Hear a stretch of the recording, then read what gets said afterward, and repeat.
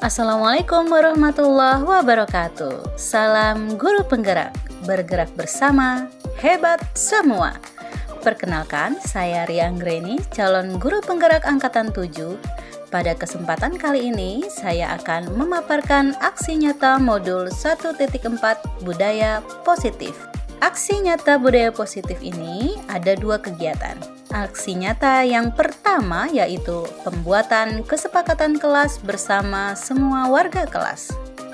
Kemudian yang kedua, melakukan pengimbasan budaya positif terhadap rekan sejawat yang ada di SDN Negeri Cipayung 01, Jakarta Timur. Latar belakang yang saya ambil yaitu masuknya budaya asing tanpa filter yang sering ditiru murid merupakan salah satu dari sekian banyak dampak yang merugikan dari munculnya kemajuan teknologi yang semakin pesat. Karakter murid menjadi negatif sebagai akibat pengaruh kemajuan teknologi tersebut.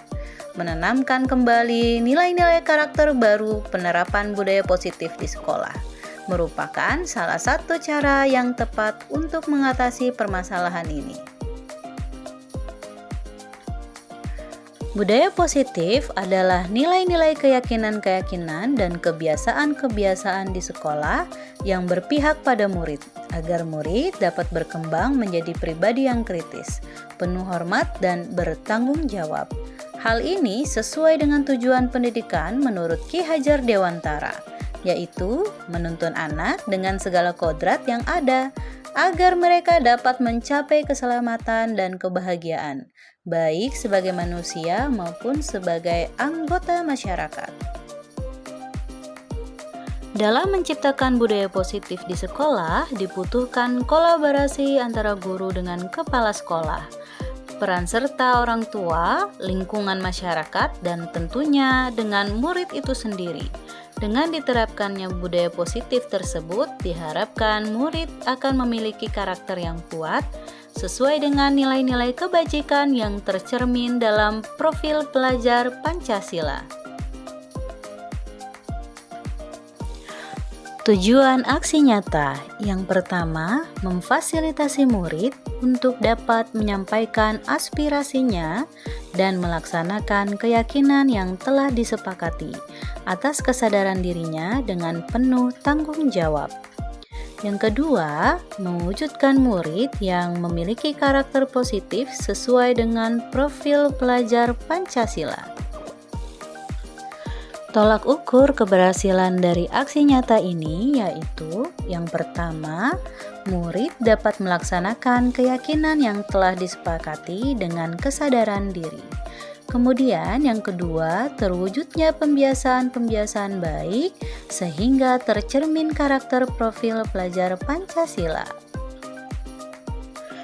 Lini masa tindakan yang akan dilakukan yaitu yang pertama, pada tanggal 2 Januari 2023 saya berkoordinasi dengan kepala sekolah tentang pentingnya penanaman budaya positif di sekolah serta meminta izin untuk melakukan pengimbasan kepada rekan sejawat. Kemudian di tanggal yang sama saya membuat keyakinan kelas bersama semua warga kelas. Yang ketiga, pada tanggal 5 Januari 2022, saya melakukan kegiatan pengimbasan pada rekan sejawat. Kemudian, pada tanggal 6 Januari 2023, saya berkoordinasi dan berkolaborasi dengan rekan sejawat untuk membuat keyakinan-keyakinan kelas melalui kesepakatan di kelasnya masing-masing. Dan pada tanggal 8 Januari 2023, saya membantu memantau merefleksi kesepakatan kelas yang telah dibuat. Adapun dukungan yang dibutuhkan yang pertama yaitu 1. Dukungan dari kepala sekolah, rekan sejawat, dan murid agar rencana tindakan yang telah disusun dapat dilaksanakan dengan baik. 2. Sarana dan prasarana untuk menumbuhkan budaya positif di sekolah. 3. Dukungan dari orang tua dalam melakukan budaya positif di rumah.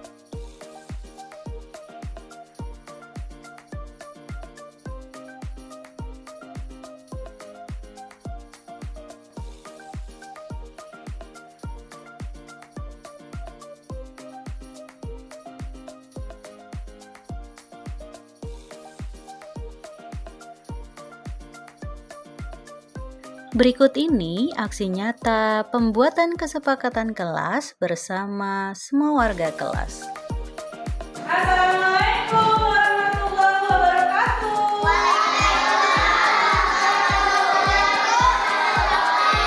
Selamat pagi.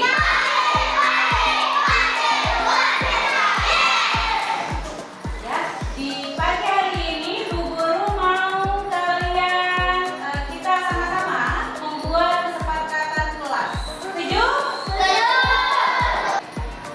Masing-masing anak akan menuliskan satu atau beberapa kesepakatan kelas di lembar not ini, yang kemudian nanti kita akan jadikan satu, kemudian ditempelkan di papan tulis. Apa saja sih contohnya kesepakatan kelas? Coba. Pinter, membuang sampah pada tempatnya. Rajin belajar, pergi.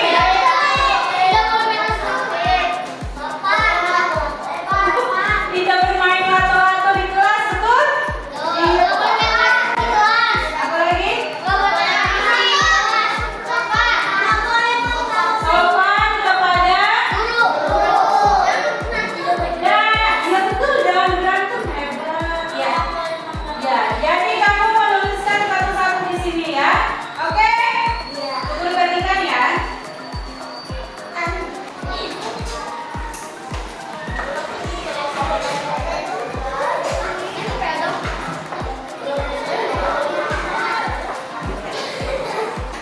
Sudah selesai semuanya, Nak? Sudah punya satu not tentang kesepakatan kelas kita? Kemudian kita akan tempelkan di papan tulis. Oke? Oke.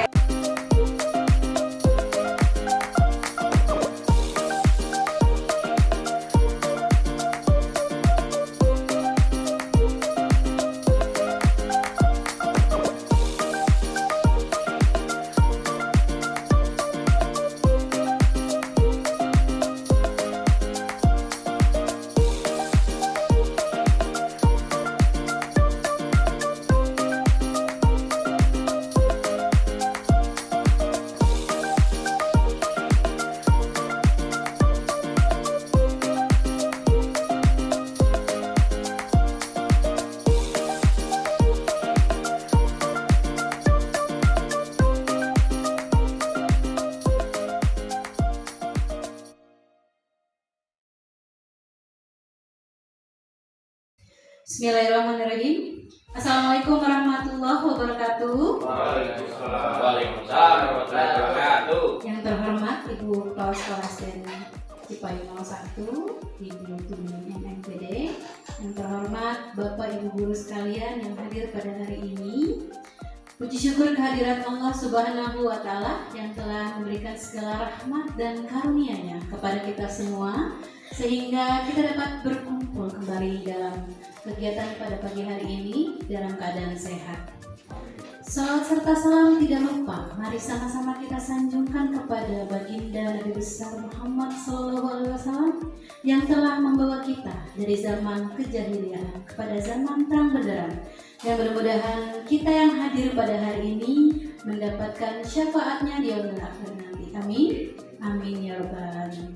Baik Bapak Ibu, mohon izin saya berbagi atau sharing tentang materi budaya positif yang telah saya pelajari dalam pelatihan pendidikan calon guru penggerak angkatan 7. Baik Bapak Ibu, untuk materi kali ini yaitu modul 1.4 mengenai budaya positif. Menurut Bapak Ibu, kira-kira apa sih budaya positif itu? Ada yang tahu? Budaya yang baik-baik Bu, yang mengandung nilai positif. Ya, bisa juga itu ya, budaya yang baik atau pembiasaan hal-hal yang baik. Nah, bisa saya bacakan di sini. Menurut Ki Hajar Dewantara bahwa tujuan pendidikan yaitu menuntun segala kodrat yang ada pada anak agar mereka dapat mencapai keselamatan dan kebahagiaan yang setinggi-tingginya, baik sebagai manusia maupun sebagai anggota masyarakat. Oleh sebab itu, pendidik hanya dapat menuntun tumbuh atau hidupnya kekuatan kodrat yang ada pada anak-anak agar dapat memperbaiki lakunya, bukan dasarnya. Hidup dan tumbuhnya kekuatan kodrat anak-anak, ya. Yuk kita sama-sama gali lebih dalam lagi mengenai budaya positif. Nah, budaya positif di sekolah yaitu nilai-nilai, kebiasaan-kebiasaan di sekolah yang berpihak pada peserta didik agar mereka dapat berkembang menjadi pribadi yang kritis, penuh hormat dan tanggung jawab. Ya, jadi kita sebagai guru ini bisa dianalogikan sebagai petani, Bapak Ibu. Jadi Bapak petani itu dia menjaga, merawat agar padi itu bisa tumbuh besar dan subur sampai siap dipanen, ya. Namun seorang petani tidak bisa mengubah tanaman padi yang ditanam menjadi tanaman jagung. Jadi seperti kita sebagai seorang pendidik, Bapak Ibu, hanya bisa menuntun dan mengarahkan, ya, ke arah yang lebih baik. Karena seorang anak sejatinya sudah punya kodratnya sendiri dari sejak dia lahir, begitu Bapak Ibu. Nah, next. Nah, ini sudah kita biasakan dalam pembiasaan pagi di sekolah kita masing-masing, ya Bapak Ibu. Nah, perubahan paradigma untuk membangun budaya yang positif, sekolah perlu menyediakan lingkungan yang positif, aman dan nyaman agar murid-murid mampu berpikir, bertindak dan mencipta dengan merdeka, mandiri dan bertanggung jawab. Nah, Bapak Ibu, di sini ada simulasi bagaimana kita bisa mengontrol diri kita masing-masing, ya. Saya mau minta tolong 2 orang ke depan, bisa Bapak, bisa Ibu, silahkan. Mohon izin. Oh ya, boleh Pak Kris, silahkan.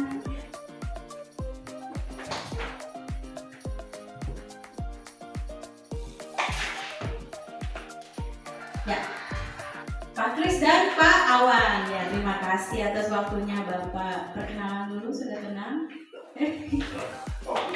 Oke, jadi di sini simulasinya seperti ini, Pak.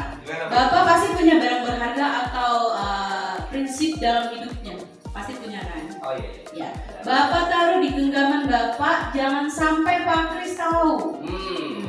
Tapi Pak Kris punya rasa ingin tahunya besar, harus tahu apa sih yang ada di genggamannya Pak Awan, gitu. Dengan segala cara, boleh diintimidasi, boleh dirayu, boleh ditawar, boleh diusah. Jadi saya harus tahu itu apa isi di situ. Iya, tapi Bapak terserah nih, Bapak mau kasih tahu atau tidak, gitu ya. Oke, siap ya. Bapak sudah punya? Ada. Nah, tolong taruh di genggaman tangannya, boleh benda, boleh prinsip, terserah. Ya, coba. Ya, Pak. Saya punya sesuatu nih, Pak. Yang harus saya pertahankan dalam hidup saya. Luar biasa, baru kali ini saya menemukan ini. Ada yang harus dipertahankan setahan-tahannya. Apa kira-kira ya Pak? Apa Pak? Kasih tahu dong Pak. Oh, nggak mau. Oh iya, nggak boleh ya, kan harus saya yang tahu. Iya, di situ gimana caranya nih? Iya Pak. Iya, gimana ya? Itu apa sih Pak? Kira-kira Pak?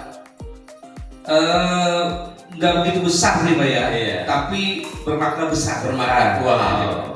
Ya udah deh Pak, coba saya pengen tahu nih, tapi saya kasih duit 20.000. Saya pengen tahu, buka deh Pak di situ. Kalau nggak buat saya. 20.000 itu jajan anak murid Pak. Anak murid 20.000. Aduh. Coba Bapak kasih tahu biar tambah penasaran. Nah ini. Ya cuma segitu doang, Iya. 20.000 nggak boleh. Nggak boleh. Waduh, kira-kira apa nih? Saya tambahin handphone saya dah. Mana handphone saya? Handphone. Kalau handphone enggak lah Pak. Handphone enggak. Nanti situ pakai apa? Ya juga sih ya. Jadi lagi dah. Gimana? Kalah aku lagi. Gimana?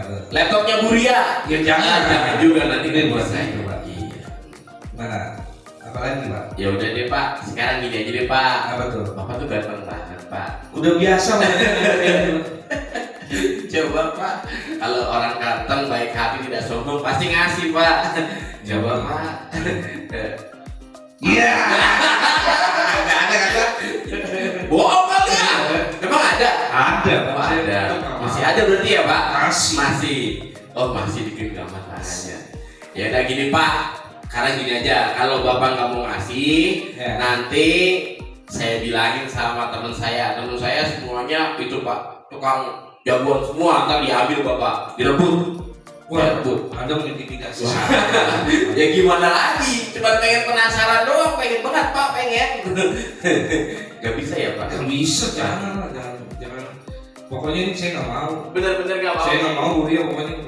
Saya Jadi bener-bener gak mau nih Pak. nggak mau. Bu Ria, saya nggak bisa ngerayu, nggak bisa ngomong sama Pak Awan, nggak bisa negosiasi. Udah terus gimana dong baiknya? Oke, ada penjelasan. Jadi deal ya Pak ya. Iya. Pak Awan tidak mau kasih, Pak Kris Gagal. sudah nawar-nawar Iya. nggak dikasih juga, Nggak dikasih. gagal. Kita pengen tahu sih kira-kira, oh kenapa sih Pak Awan tuh teguh hatinya sampai nggak mau kasih tahu ya? Boleh dong bocorannya dibuka apa itu, kemudian berikan alasannya. Oke. Ya, ini bendanya sebuah cincin, Pak. Oh, cincin apa itu Pak? Cincin pernikahan. Oh iya, maknanya dalam sekali. Iya, kan makanya tadi kan saya sudah utarakan, itu bendanya kecil tapi memiliki makna yang besar. Gitu. Makanya saya mempertahankan sampai mati. Oh iya. Iya, jangan sampai kerebut orang gitu. Cincinnya Pak. Semuanya. Iya. Kirain Jangan sampai kerebut orang gitu. cincinnya doang Pak. Iya, enggak cuma cincin, Pak. Kalau begitu berarti saya boleh dulu ya ya. Ya baik, terima kasih Pak Awan, Pak Kris atas simulasinya sudah aktif ke depan. Ya, terima kasih Bapak Awan dan Pak Kris atas simulasinya tadi. Jadi memang ada orang yang berprinsip ya tidak mau memberikan sesuatu yang berharga pada dirinya, itu yang mengkontrol dirinya sendiri begitu ya. Seperti ini, kita sendiri yang memegang kontrol atas kepalan tangan kita. Apakah kita bisa membuka atau menutup kepalan tangan kita, itu bergantung pada diri kita masing-masing sesuai dengan kebutuhan dasar kita pada saat itu ya. Jadi misalkan dari Pak Kris ngasih tawaran ratusan juta, kalau Pak Awan yang ngasih karena memang sedang membutuhkan kebutuhan dasar tersebut, ya itu memang prinsipnya sendiri begitu ya. Yang memegang kontrolnya ya kita sendiri. Baik, next, perubahan paradigma teori kontrol atau ilusi kontrol. Nah Bapak Ibu, kira-kira ilusi itu apa ya? Ada yang tahu nggak ilusi itu apa? Angan-angan kali ya? Iya bisa Bapak. Ya, ilusi itu angan-angan atau sebuah harapan yang tidak berdasar. Ya, jadi ilusi itu ilusi guru mengontrol murid. Ilusi bahwa kritik dan membuat orang merasa bersalah dapat menguatkan karakter. Ilusi bahwa semua penguatan positif efektif dan bermanfaat. Ilusi bahwa semua orang dewasa memiliki hak untuk memaksa. Nah itu hanya ilusi sebenarnya Pak. Ya pada dasarnya kenyataannya tidak seperti itu. Yang bisa mengontrol kembali lagi adalah diri kita sendiri, termasuk pada murid tersebut ya. Jadi kita nih sebagai guru sepertinya tidak bisa Pak untuk mengontrol murid, hanya bisa untuk mengarahkan. Nah next, apa makna disiplin? Nah, kira-kira apa sih disiplin itu? Bapak, Ibu, ada yang tahu nggak kira-kira? Disiplin. Melaksanakan sesuatu pada aturannya. Iya, bisa Bapak. Ya, melaksanakan aturan ya, atau patuh ya. Yang kita tahu sejauh ini itu, ya. Tapi yang sebenarnya adalah disiplin dari berasal dari Latin, ya. Disiplina yang artinya belajar. Makna asal dari kata ini berkonotasi dengan disiplin diri dari murid-murid Socrates dan Plato. Ya, disiplin diri membuat orang menggali potensinya menuju sebuah tujuan, apa yang dia hargai. Namun dalam budaya kita, makna disiplin telah berubah menjadi sesuatu yang dilakukan seseorang pada orang lain untuk mendapatkan kebutuhan. Kecenderungan umum adalah menghubungkan kata disiplin dengan ketidaknyamanan, bukan dengan apa yang kita hargai atau pencapaian suatu tujuan mulia. Jadi anak-anak bisa disiplin di sini biasanya karena aturan ya Pak ya, karena aturan yang ada di sekolah ini. Dari faktor eksternal, apa itu hukuman atau itu reward ya. Jadi anak-anak disiplin dari faktor eksternal, bukan dari internal dalam dirinya. Next, disiplin adalah kemampuan memerintah diri sendiri ya, dalam mengontrol dan menguasai diri untuk memilih tindakan yang mengacu pada nilai-nilai yang kita hargai dengan penuh tanggung jawab tanpa perintah orang lain. Nah, ini baru disiplin yang dari dalam diri sendiri Bapak Ibu ya. Ya, dari internal, betul. Nah, sekarang kita lihat teori motivasi perilaku manusia. Nah, anak tadi bisa melakukan disiplin karena motivasi, baik motivasi eksternal maupun internal. Mari kita bahas sama-sama, apa sih itu? Yang pertama yaitu untuk menghindari ketidaknyamanan atau hukuman. Apa yang akan terjadi apabila saya tidak melakukannya, ya? Jadi itu masih dari eksternal, ya. Jadi anak itu kalau tidak melakukan pasti dapat hukuman. Nah, kemudian yang kedua, untuk mendapatkan imbalan dari orang lain atau institusi. Apa yang akan saya dapatkan apabila saya melakukannya? Jadi anak itu melakukan hal tersebut karena reward atau imbalan. Kemudian, nah ini yang faktor internal yang menjadi inti. Untuk menghargai diri sendiri Bapak Ibu. Saya akan menjadi orang yang seperti apa bila saya melakukannya. Misalkan anak datang tepat waktu, bukan karena dia takut dihukum atau bukan karena dia akan mendapatkan reward dari Bapak Ibu guru, tapi karena merasa tanggung jawab, menghargai dirinya sendiri dan menimbulkan rasa disiplin diri yang luar biasa, ya. Jadi kira-kira sudah terlihat motivasi, perbedaan antara motivasi dan motivasi eksternal dan motivasi internal ya Bapak Ibu ya. Baik, next. Nah ini kebutuhan dasar manusia Bapak Ibu. Jadi kita sebagai manusia memiliki kebutuhan dasar, ya. Realitas atau kebutuhan kita berbeda-beda. Kita berusaha memahami pandangan orang lain tentang dunia. Setiap orang memiliki gambaran yang berbeda. Ya, jadi bisa kita lihat nih survival atau kebutuhan. Kita butuh cinta dan kasih. Kemudian butuh kesenangan juga pasti. Butuh kebebasan atau butuh penguasaan. Beda-beda. Pada saat ini mungkin Pak Kris membutuhkan cinta. Pak Awan membutuhkan kebebasan misalkan ya. Kemudian Pak Mahathir dan lain-lain memiliki kesenangan atau penguasaan. Kita berbeda-beda. Jangan dipaksakan. Baik, nih contohnya, contoh kasus misalkan. Bu Ani, guru kelas 5 di SD Pelita Hati, sedang bingung menghadapi ulah salah satu murid di kelasnya. Agus, anggap saja namanya Agus ya Pak. Beberapa anak telah datang dan mengeluhkan Agus yang seringkali meminta bekal makan siang mereka dengan paksa. Jika Anda menghadapi situasi seperti ini, Bu Ani, apa yang akan Anda lakukan? Menurut Anda kira-kira apa alasan Agus melakukan hal itu? Kira-kira apa nih Pak? Kalau ada siswa yang cari perhatian ya Pak. Anaknya nggak dikasih uang jajan yang cukup. Oh iya, boleh Pak pakai Pak. Biasanya ada berbagai alasan ya anak itu untuk melakukan hal begitu ya. Minta yang pertama bisa tidak diberikan uang jajan atau bekal dari rumah. Ya, bisa jadi. Ya, tadi Pak Mahathir mencari perhatian biasanya. Oh iya. Ya, karena biasanya anak seperti itu pengen diperhatikan oleh teman-temannya, menjadi apa ya, sentral lah. Oh gitu. Pak Kris ada?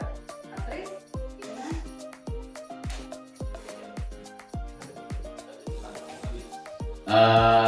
Dia nggak dikasih bekal makan siang oleh ibunda atau orang tuanya di rumah, jadi dia ingin makan siang karena kelaparan, banyak aktivitas kegiatan hari itu.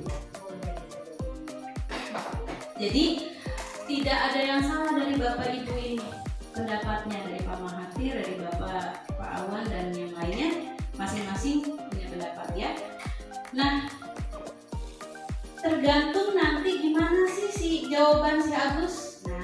Kita lihat nih. Dalam konteks penerapan disiplin positif, Bu Ali sebaiknya mencari tahu dulu alasan Agus melakukan tindakan tersebut ya. Jadi jangan main hukum aja. Biasanya kalau kita gelap mata gitu ya, kamu langsung dihukum gitu ya. Nah ini jangan. Apabila jawaban Agus karena dia lapar dan orang tuanya tidak membawakan bekal makan siang, kebutuhannya adalah kebutuhan bertahan hidup Bapak Ibu. Ya, jadi itu yang harus kita perhatikan betul kata Pak Awan dan Pak Kris ya. Apabila jawaban Agus karena dia senang temannya jadi memperhatikan dia, kebutuhannya adalah cinta dan kasih sayang atau kebutuhan untuk diterima. Betul kata Pak Mahathir tadi ya. Jadi mencari perhatian untuk bisa mendapatkan cinta dan kasih sayang. Kemudian apabila jawaban Agus adalah dia merasa hebat karena temannya jadi takut, nah itu penguasaan. Jadi dia mau terlihat hebat gitu ya. Kemudian apabila jawaban Agus dia merasa bosan dengan bekal yang dibawakan ibunya karena salah membawakan bekal yang sama, nah itu berarti kebutuhannya adalah kebebasan. Dia harus punya pilihan yang lain. Kemudian apabila jawaban Agus adalah iseng aja dan dia menikmati ekspresi wajah temannya yang kesal karena diambil makanannya, ya kebutuhannya ya kesenangan. Ya, tergantung jawaban anak tersebut. Nah, untuk menanggapi hal yang tersebut kita tidak boleh menggunakan cara hukuman, tapi menggunakan disiplin positif atau nanti next berkelanjutan dengan segitiga restitusi. Baik, 5 posisi kontrol guru Bapak Ibu. Nah, 5 posisi kontrol guru. Kita bisa menjadi penghukum, kita bisa menjadi pembuat merasa bersalah, kita juga bisa menjadi teman bagi anak-anak, kita juga bisa menjadi pemantau atau manajer yang terakhir, ya. Nah, dari kelima ini coba kita bedakan. Nah, ini mungkin agak kecil ya Bapak Ibu. Sedikit saya menjelaskan, penghukum itu menghardik, ya. Menyakiti, menyindir. Nah, kata-katanya kalau kamu tidak melakukannya awas ya, rasakan. Nah itu tipe guru penghukum. Tipe guru yang membuat merasa bersalah itu kamu seharusnya sudah tahu ibu telah lelah sekali mengatakannya, ibu stres. Nah itu membuat anak menjadi merasa bersalah.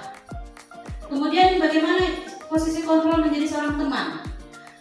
Ayolah lakukan demi ibu, masa kamu tidak mau?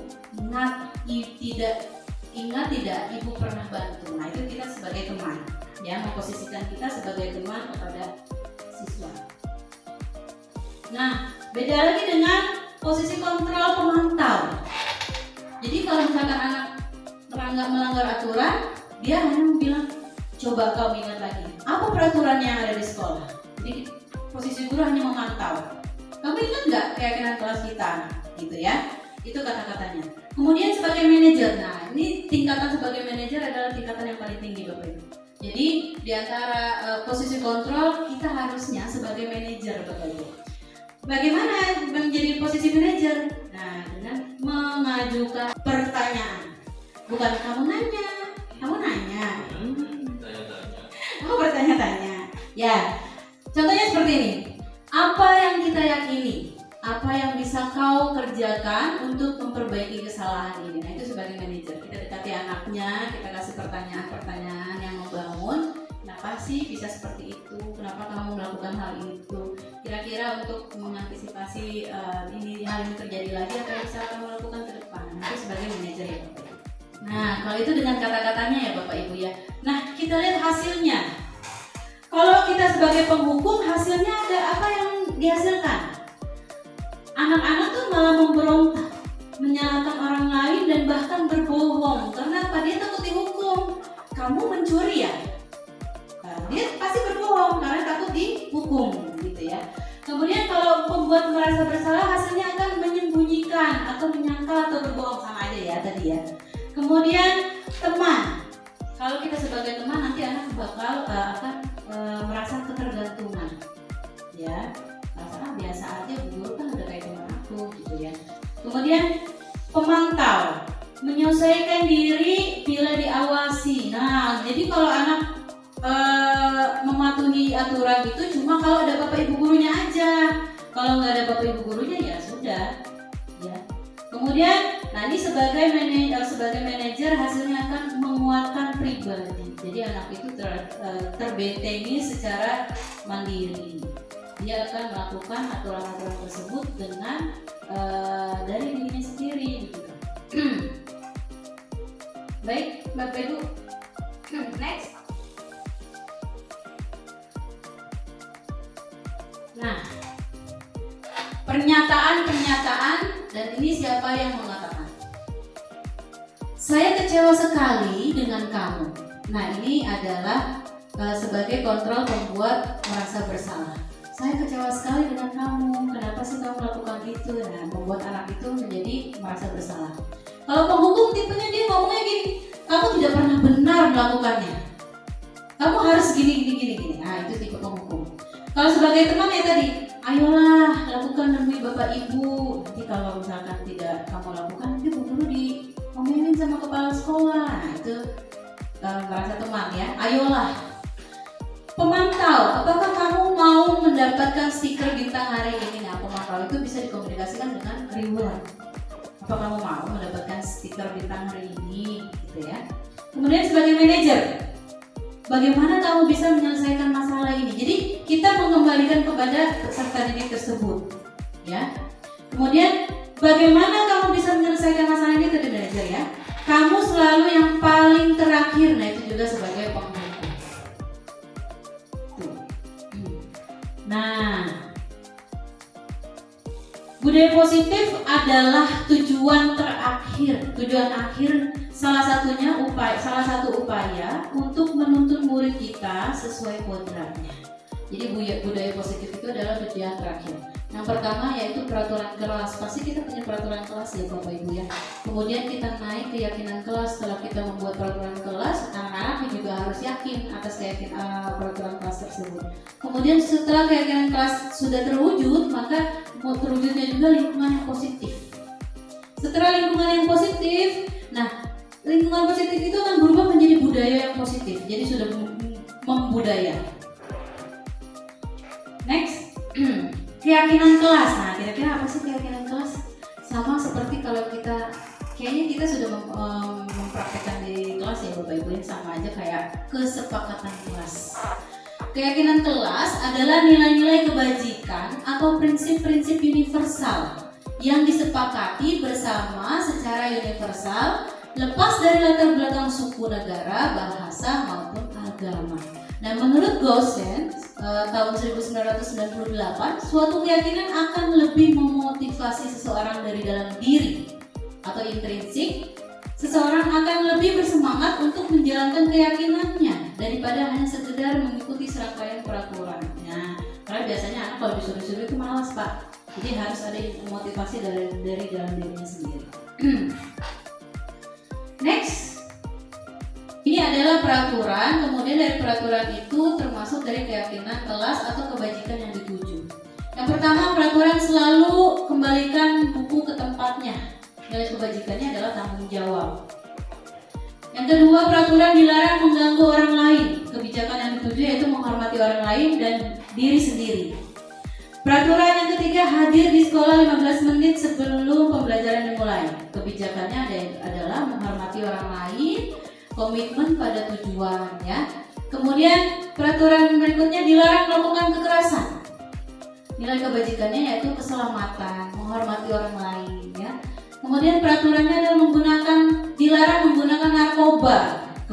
Kebajikannya yaitu kesehatan. Bergantian atau menunggu giliran atau antri ya. Itu menghargai orang lain atau kita bisa menumbuhkan kesabaran. Gunakan masker. Nah, kebajikannya yaitu kesehatan dan keselamatan. Yang terakhir, jangan berlari di kelas atau koridor. Nah, itu nilai kebajikan yang akan kita tumbuhkan antara keselamatan dan keamanan. Baik, Bapak Ibu. Nah, ini adalah proses di mana saya membuat keyakinan kelas yang saya laksanakan di dalam kelas. Jadi kita kumpulkan anak-anak, kita ambil dari anak-anak tersebut sendiri yang menyatakan keyakinan kelas yang dia mau seperti apa. Jadi kita hanya mengarahkannya saja. Nah, ini keyakinan kelas yang kita ambil. Kemudian anak setelah mengambil keyakinan tersebut, kita tempel masing-masing di kelasnya, gitu ya. Kemudian, nah setelah kita sudah membuat keyakinan kelas, masuk ke segitiga restitusi Bapak Ibu. Apa ya segitiga restitusi itu? Jika semua yang sudah kita lakukan tadi, namun masih ada saja masalah yang timbul, maka kita harus melakukan segitiga restitusi ini. Proses menciptakan kondisi bagi murid untuk memperbaiki kesalahan mereka, sehingga mereka bisa kembali pada kelompok mereka dengan karakter yang lebih kuat. Melalui restitusi, guru dapat membantu murid menjadi lebih memiliki tujuan, disiplin positif, serta memulihkan dirinya setelah berbuat salah. Membantu murid untuk jujur pada dirinya sendiri, mengevaluasi dampak dari kesalahan yang dilakukan, memberikan penawaran bukan paksaan ya. Jadi menawarkan kamu maunya solusinya seperti apa, bukan dipaksa. Nah, kenapa sih dibilang segitiga restitusi? Karena memang bentuknya segitiga Bapak Ibu. Jadi ketika anak itu melakukan kesalahan, kita harus menstabilkan identitas dulu. Ya nak, kamu salah, tapi semua orang bisa berbuat salah. Jadi distabilkan dulu emosinya anak ya. Jadi membuka anak supaya bisa lebih jujur. Kemudian setelah itu validasi tindakan yang salah. Setelah anak itu terbuka apa yang dilakukan kesalahannya, kita validasi kira-kira tindakan kamu tadi salah atau betul ya. Jadi kalau dia salah, dia melakukan kesalahan, baru kita menanyakan keyakinan kelas. Kalau kamu melakukan kesalahan seperti itu, berarti kamu melanggar keyakinan kelas kita dong ya. Nah, keyakinan kelas kita yang mana yang kamu langgar dan bagaimana solusi ke depannya supaya kamu tidak mengulangi hal yang sama. Itu Bapak Ibu. Baik, tahapan segitiga restitusi. 1. Menstabilkan identitas seperti yang tadi saya bilang itu ya. Berbuat salah itu tidak apa-apa. Nah, tidak ada manusia yang sempurna. Saya juga pernah melakukan kesalahan seperti itu. Kita bisa menyelesaikan ini. Bapak Ibu tidak tertarik mencari siapa yang salah, tapi Bapak Ibu ingin mencari solusi atas permasalahan ini. Kamu berhak merasa begitu. Nah, ini kita stabilkan dulu emosi anak, supaya anak itu lebih terbuka. Oh iya, ternyata kesalahan saya itu juga bisa dilakukan oleh orang lain. Gitu. Kemudian tahapan yang kedua yaitu validasi tindakan yang salah tadi. Padahal kamu bisa melakukan yang lebih buruk dari ini ya.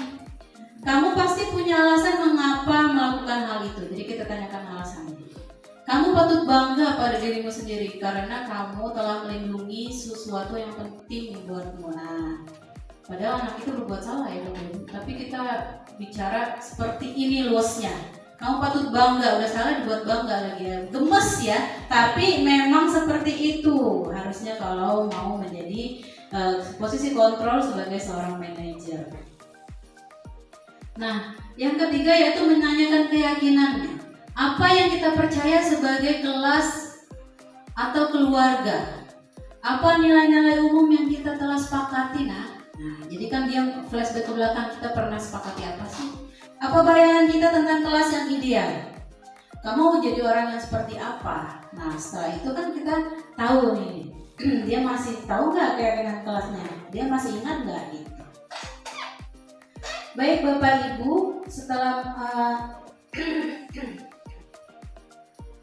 tahapan segitiga restitusi ini kemarin sudah saya lakukan aksi nyata kepada teman anak-anak didik kita. Bisa sambil saya tampilkan ya Bapak Ibu? Baik Bapak Ibu, segitiga restitusi yang sudah saya lakukan di sekolah kemarin beserta anak-anak sudah saya buat dalam bentuk video. Mohon perhatiannya untuk disaksikan. Terima kasih Bapak Ibu.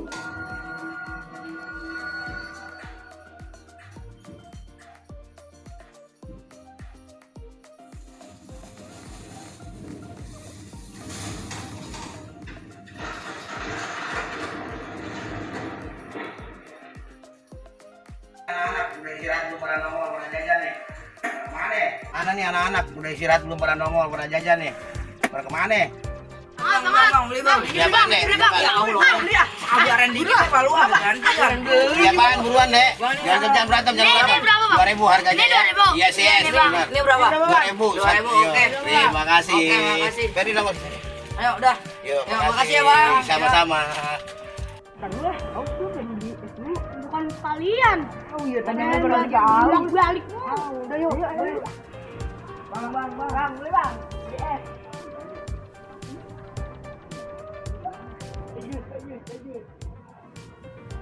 Aduh bang, sebelum masuk nih. Ya ambil kursi buat lu Chan. Iya. Oke, makasih bang. Cuma pada duduk orang udah itu cepet banget ternyata. Ayo Chan. Ini dulu sama temen-temen udah pada masuk belum ya? Tahu ya. Ntar masuk itu diomelin cepet buru-buru. Pada buang sampah yang bener ya. Tuh. Mau lu ah. Lu udah dibilangin buang sampah yang bener begini di sini. Ah, elah lu. Ini lagi siapa gandeng-gandeng? Ibu. Halo Tante. Iya Bu. Itu sampah siapa? Saya. Kenapa dibuang sembarangan? Ya kan karena di sini ada tugas kebersihan, makanya buang sampah di sini. Untuk caranya sekarang dipungut, diambil, dibuang ke tempat sampah ya. Nah, sekarang ikut dulu ya.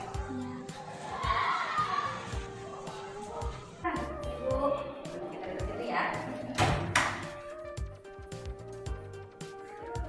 Kita duduk sini ya. Ambil dulu ya. Isan, tadi Bu Guru lihat kamu buang sampah sembarangan. Apa alasannya? Ya kan di sekolah kita ada petugas kebersihan, Bu. Ngapain kita capek-capek buang sampah di tempat sampah? Kan ntar juga dibersihin. Oh, nggak gitu konsepnya, Isan. Walaupun kita di sekolah ini punya petugas kebersihan, kita juga bertanggung jawab atas kebersihan kita, sekolah kita ini. Termasuk Bu Guru, Isan, dan teman-teman harus bertanggung jawab menjaga kebersihan sekolah ini. Oh gitu ya, Bu. Nah, kita harus menunjukkan rasa disiplin dan tanggung jawab kita sebagai anggota masyarakat di sekolah, ya. Nah, terutama dalam hal kedisiplinan dan tanggung jawab menjaga kebersihan di sekolah ini. Nah, kamu masih ingat nggak keyakinan sekolah kita? Masih. Datang tepat waktu, tidak mengganggu teman, dan tidak membuang sampah sembarangan. Nah, tindakan kamu tadi itu sudah melaksanakan keyakinan kelas atau belum? Belum, Bu. Nah, kira-kira keyakinan kelas yang seperti apa yang harus kamu tingkatkan? Menghargai orang lain, Bu. Nah, Terus bertanggung jawab dan kedisiplinan. wah, ternyata kamu banyak belajar dari kesalahan kita ya. Ya, Bu, saya minta maaf ya, Bu, atas kesalahan saya. Ya, nggak apa-apa. Setiap orang itu pasti pernah berbuat kesalahan. Sekarang kita mencari solusi gimana supaya tindakan kamu tadi tidak terulang kembali. Baik, Bu, saya salah karena sudah membuang sampah sembarangan. Saya minta maaf dan tidak akan mengulanginya lagi. Nah, saya juga akan melaksanakan aturan dan tata tertib di kelas kita, dan saya akan mengajak teman-teman untuk berkampanye sekolah sehat dengan tidak membuang sampah sembarangan. Wah, keren banget Isan kampanyenya ya. Bu Guru berharap kamu bisa kedepannya menjadi pribadi yang lebih baik lagi dan membawa teman-temannya untuk bertanggung jawab dalam kebersihan sekolah kita ini. Oke? Oke, Bu. Ya, Bu. Terima kasih ya, Bu. Oke. Assalamualaikum warahmatullahi wabarakatuh. Hai, perkenalkan nama saya Ihsan. Saya kelas 5 di SDN Cipayung 1. Saya merasa sangat senang karena diberi kesempatan untuk menyelesaikan masalah. Nah, mudah-mudahan kedepannya pribadi saya akan lebih baik lagi. Terima kasih. Wassalamualaikum warahmatullahi wabarakatuh. Oke, terima kasih Bapak Ibu sudah menyaksikan video restitusi yang kami buat kemarin ya. Baik, demikian pemaparan yang dapat saya sampaikan. Kira-kira adakah Bapak Ibu yang mau bertanya atau kita saling sharing mengenai materi yang tadi saya paparkan? Saya boleh memberi tanggapan nggak Bu? Boleh, silakan Bapak. Oke. Boleh perkenalan. Oke, Bu Ria, terima kasih atas waktunya. Nama saya Awan Nur Yahya. Saya ingin menanggapi itu tadi. Di sini dari tadi kita ngobrolin masalah anak di sekolah. Ya. Ya, yang diingin selalu peran serta guru. Padahal menurut saya ini semua tidak mungkin bisa berhasil tanpa bantuan dari orang tua murid di rumah. Ya. Jadi menurut Ibu gimana caranya nih Bu? Gimana caranya supaya kita juga bisa membuat orang tua murid ikut terlibat aktif untuk hal ini? Cukup itu dulu deh. Kalau menurut saya sih nggak mungkin lah bisa berhasil kalau cuman dari sekolah aja. Atau mungkin ada yang lain mau menanggapi pertanyaan saya, bisa sih. Wah, Pak Mati, oke silakan. Ya kalau menurut saya sih Pak Awan itu urusan masing-masing di rumahnya Pak. Nggak bisa kita libatkan tentang hal ini. Kita dulu fokusin di sekolah dulu, baru nanti masalah di rumah mah urusan orang tuanya. Ya, nggak bisa gitu loh Pak. Ya kan namanya ini anak itu, ya gimana caranya dia dari rumah dulu Pak. Dari rumah dulu, nggak bisa langsung di sekolah. Dia kan lahir di rumah Pak, bukan di sekolah Pak. Ayo. Ya tapi kan setiap keluarga pasti ada kesibukan masing-masing Pak. Nggak mungkin bisa sepenuhnya menerapkan hal ini. Makanya kita dari gurunya yang lebih utama. Kalau orang tuanya mungkin ada yang kerja lah, ada yang apa lah, seperti itu. Sekolah itu waktunya cuma 6 jam Pak. Nggak lebih dari itu. Di rumah yang lebih banyak. Dia lebih berapa? 18 jam di rumah. Harusnya orang tua nih lebih ya walaupun dia kerja, ya salah sendiri dia kerja. Kan bapaknya yang kerja, ibunya kan ini ngurusin di rumahnya. Atau siapa gitu di rumahnya masih ada yang lain, kan bisa. Ya udah kita tanyain aja bagaimana Bu Ria solusinya. Dan kalau menurut saya ya harus dari gurunya dulu aja yang menerapkan hal-hal ini, baru ya orang tuanya nanti lah gitu. Oke, silakan Bu Ria nih, pertanyaan saya. Oke, terima kasih Bapak Awan atas tanggapannya dan ditanggapi lagi oleh Pak Mahathir ya. Menurut saya dua-duanya tidak ada yang salah Bapak. Jadi menurut Pak Awan bagaimana kita bisa melibatkan orang tua untuk program ini ya. Kemudian Pak Mahathir bilang ya kita bedakan antara di rumah dan di sekolah. Jadi begini Bapak, betul program segitiga restitusi yang kita terapkan di sekolah ini tidak akan berhasil kalau di rumah masih tidak diterapkan oleh orang tua, begitu ya. Jadi keputusannya nanti supaya ini berjalan di rumah juga di sekolah, ada baiknya kita panggil orang tua murid ke sekolah untuk kita sosialisasi bagaimana sih menanggapi anak-anak di rumah dengan pola segitiga restitusi ini, supaya ilmu yang didapat untuk anak di sekolah di rumah tidak mentah lagi. Takutnya anak itu cuma melaksanakan disiplin hanya di sekolah, sedangkan di rumah tidak. Jadi betul juga kata Pak Mahathir, di sekolah itu urusan guru, di rumah itu urusan orang tua. Tapi ada baiknya keduanya harus kita satukan supaya anak itu lengkap pendidikannya, baik di sekolah maupun di rumah. Baik Bapak, itu mudah-mudahan bisa menjawab atas tanggapan Bapak tadi. Ya, kira-kira ada lagi? Saya penasaran bagus kok. Yang saya ingin tanyakan kepada Bu Ria, apa yang perihal segitiga restitusi ini, apakah bisa kita praktekkan kepada orang dewasa, misalkan sesama guru ya, ataupun yang lebih tua dan sebagainya, bagaimana Bu Ria? Terima kasih Bapak, wah bagus banget pertanyaannya Bapak. Jadi segitiga restitusi ini bukan cuma untuk anak Bapak. Contohnya seperti saat ini kita melakukan sosialisasi kepada rekan guru supaya kita tahu apa sih segitiga restitusi itu dan bagaimana sih langkah-langkahnya. Jadi seandainya kita bersama rekan guru ada yang memiliki satu permasalahan atau crash, kita bisa menerapkan pola ini supaya kita bisa masing-masing memiliki sifat sebagai manajer, bukan penghukum begitu. Jadi yang bisa menghukum bukan cuma guru ke murid, tapi juga guru ke guru. Banyak yang seperti itu, Pak. Tapi dengan adanya pola seperti ini, semoga kita bisa memposisikan diri kita sebagai manajer, begitu Bapak. Ya.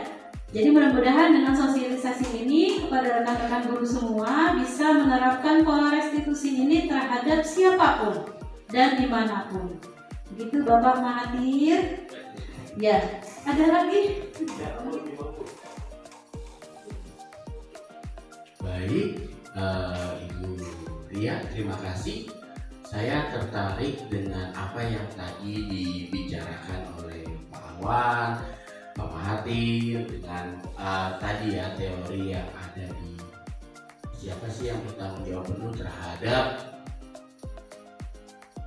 permasalahan ini ya. Nah, betul sekali, banyak sekali permasalahan. Ini pengalaman saya, terutama saya terima kasih Bu Ria sudah memberi gambaran pencerahan. Tadi saya sudah merasakan sendiri apa yang saya rasakan, apa yang saya alami, bagaimana penanganan saya terhadap permasalahan di kelas. Tadi ada yang sifatnya gimana ya Bu, agak keras gitu ya, terus sebagai teman, sebagai manajer gitu. Nah, bagus banget secara teoritis, bagus banget. Tetapi dalam prakteknya pun ini juga akan lebih bagus apabila semua pihak bertanggung jawab. Benar kata Pak Awan, ini butuh bantuan dari orang tua gitu. Benar juga kata Pak Mahathir, orang tua itu terkadang mempunyai kebutuhan atau tanggung jawab, kewajiban yang menurut mereka itu kewajiban mereka, yaitu kesibukannya ya, intinya kesibukannya lah gitu. Nah, menurut saya memang harus bertanggung jawab semua pihak, baik sekolah maupun orang tua. Tetapi yang jadi masalah, membenarkan pernyataan Pak Mahathir bahwa itu ya orang tua sudah penuh dengan kesibukannya masing-masing, betul. Nah, di sini kita membutuhkan pendidikan yang mencakup semua golongan, baik dari pihak sekolah maupun pihak lingkungan. Kalau di sekolah, alhamdulillah tadi sudah ada pencerahan sedikit saya, dan akan bermanfaat besar, walaupun pencerahan sedikit sebentar, tapi pencerahan sangat besar. Insya Allah akan menjadi ilmu yang berguna buat kuliah, buat saya, dan akan menjadi pahala yang berlipat-lipat buat kuliah. Nah, tapi buat orang tua dan masyarakat sekitar itu kita perlu banget dukungan dari semua pihak. Pendidikan itu adalah bagaimana masa depan sebuah bangsa, bagaimana negara-negara berkembang itu membutuhkan pendidikan supaya negara tersebut maju. Bukan hanya bicara tentang 1+1=2, tapi bagaimana tadi penanganan permasalahan, karena itu menentukan bagaimana si anak atau si pelaku pendidikan itu bisa lebih nyaman melaksanakan semuanya dengan tujuan yang sangat diharapkan tentunya. Nah, saya setuju juga awalnya kita awali sekarang dari diri kita, yaitu dari pihak sekolah, lingkungan sekolah, lalu mengajak kerjasama orang tua. Tetapi kedepannya saya sangat berharap semua pihak, ini tanggung jawab, sekali lagi bukan tanggung jawab sekolah aja terhadap peserta didik, tetapi juga tanggung jawab pemerintah terhadap keberlangsungan bangsa. Jadi titip aja nanti ke depannya, baik siapa tahu di tingkat RT nanti kita adain, kebetulan saya pengurus RT tuh, kita adain sebuah seminar sosialisasi ya, atau informasi seperti ini kita berikan kepada orang tua. Jadi orang tua juga jangan tanya, aduh aku pusing cari duit, nah gitu, aduh aku sibuk, nah begitu. Jadi begitu Bu Ria, intinya saya terima kasih kepada Bu Ria, Pak Awan, Pak Mahathir, semua terima kasih ya Pak Aldi, makasih Pak, keren luar biasa. Pak Wira, jos. Jadi gitu aja Bu Ria, intinya ya saya hanya memberi tanggapan dan memesan. Siapa tahu nanti semua pihak bisa dilibatkan, tidak hanya guru dan sebatas hanya orang tua guru, tapi di situ lingkungan masyarakat juga benar ya. harus saling mendukung semuanya. Terima kasih Bu Ria, ya sukses selalu. Baik, terima kasih Bapak atas respon positifnya ya. Kalau tadi Bapak Kris menitip kepada kita semua bahwa materi ini bisa kita terapkan di mana saja, saya kembali menitipkan Pak materi ini supaya semoga bisa diterapkan di minimal di keluarga atau di kelas Bapak, begitu ya. Terima kasih Bapak.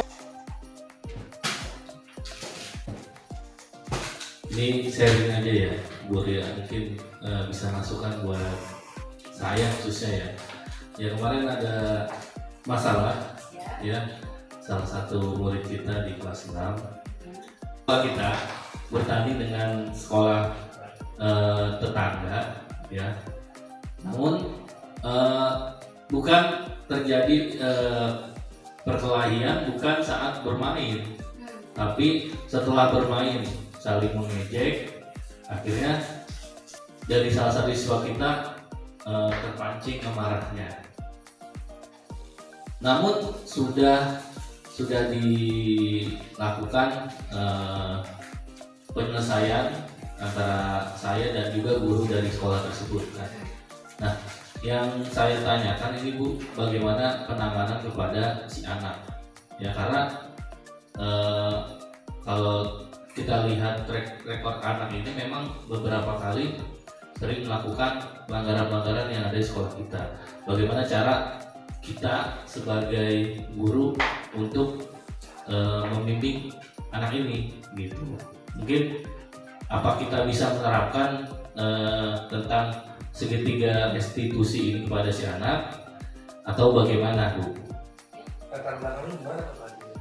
Oh, latar belakangnya memang kalau kita lihat dari latar belakang itu si anak ini anak yang sudah ditinggal oleh orang tuanya. Ya jadi mungkin ini sih gambaran saya ya mungkin ya, karena di rumah dia tidak ada perhatian ataupun di rumahnya tidak ada yang mengurusi. Jadi ketika di sekolah ada yang membuat dia tidak senang, dia langsung mengeluarkan amarahnya gitu. Entah langsung ya ada pertikaian segala macam. Nah ini bagaimana kita meredam emosi si anak? Apakah bisa menggunakan segitiga restitusi ini? Mungkin itu pertanyaan saya Bu. Baik, terima kasih Pak Mahathir. Contoh kasusnya lumayan rumit ya Pak ya, karena kasusnya itu antar sekolah ya Pak ya, antar sekolah kita dengan sekolah tetangga gitu. Ya, bagaimana sih bisa nggak kira-kira diterapkan segitiga restitusi ini? Ya bisa banget Bapak. Setelah kita mengidentifikasi, mengadakan penelitian, anak tersebut ternyata latar belakangnya adalah anak dalam keluarga yang kurang harmonis begitu ya Pak ya? Kurang perhatian. Orang ibunya meninggal. Oh iya. Iya, ibu bapaknya udah.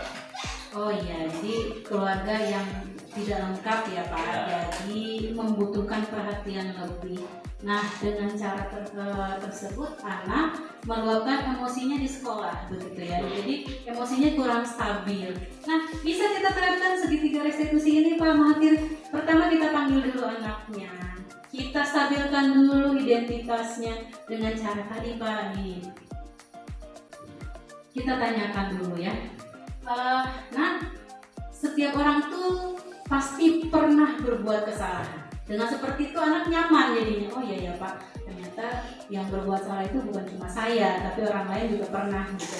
Nah dari situ anak mulai terbuka, cerita semua yang ada di diri dia, termasuk latar belakang keluarga, kemudian yang mendasari dia meluapkan emosinya yang tidak terkendali di sekolah, begitu Bapak.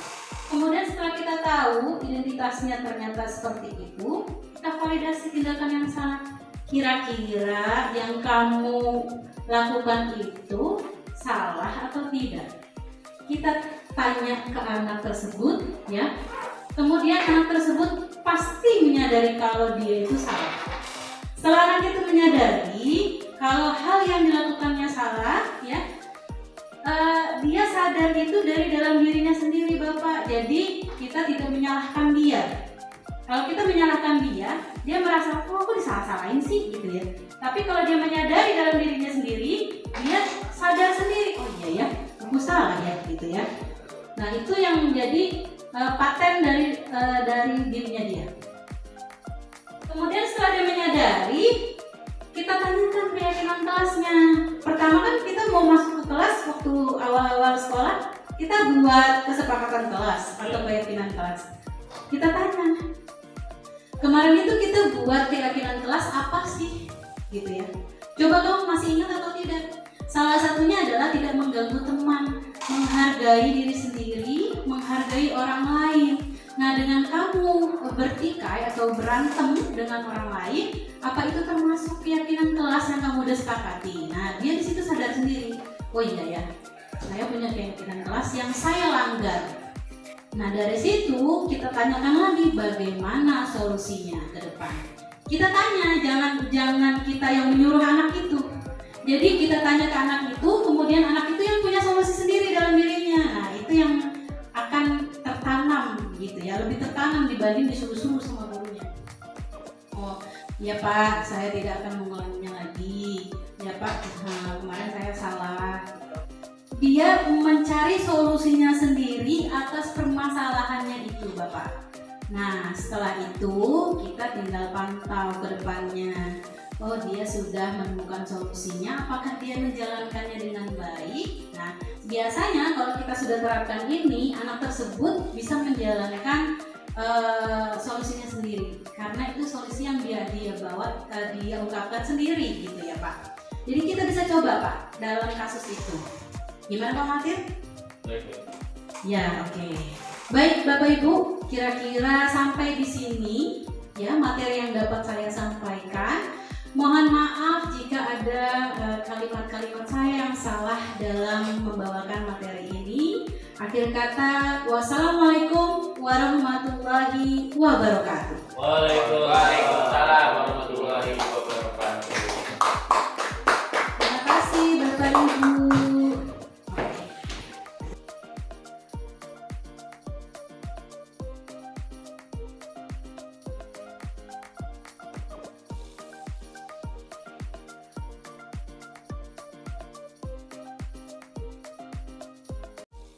Assalamualaikum warahmatullahi wabarakatuh. Perkenalkan saya Awan Nur Yahya, rekan sejawat dari Ibu Ria Anggraini. Saya adalah guru kelas 5 di SDN Cipayung 01. Setelah saya mengamati dan mencermati kegiatan Ibu Ria Anggraini selama mengikuti pendidikan calon guru penggerak, banyak hal yang berubah pada murid. Di antaranya, murid menjadi lebih disiplin, sadar dengan sendirinya akan kewajiban sebagai murid di sekolah, lebih giat dalam belajar, serta lebih bertanggung jawab. Hal itu terwujud karena Bu Ria bersama muridnya menerapkan nilai-nilai kebajikan yang telah disepakatinya, sehingga disiplin positif tercipta. Pada akhirnya, bisa mewujudkan budaya positif di sekolah. Saya sangat terinspirasi oleh Bu Ria dengan upaya perubahan positif yang Bu Ria lakukan selama ini, merupakan paradigma baru dalam dunia pendidikan. Demikian yang dapat saya sampaikan. Kurang lebihnya mohon maaf. Wassalamualaikum warahmatullahi wabarakatuh. Assalamualaikum warahmatullahi wabarakatuh. Perkenalkan, nama saya Fardiansah. Selama ini, Bu Ria telah mengajarkan kepada saya nilai-nilai kebajikan. Kami telah membuat keyakinan kelas berdasarkan nilai-nilai kebajikan yang telah disepakati bersama. Saya merasa senang membuat keyakinan kelas ini karena saya dan teman-teman bisa belajar dengan nyaman, aman, dan tentunya bahagia. Terima kasih Bu Ria. Wassalamualaikum warahmatullahi wabarakatuh.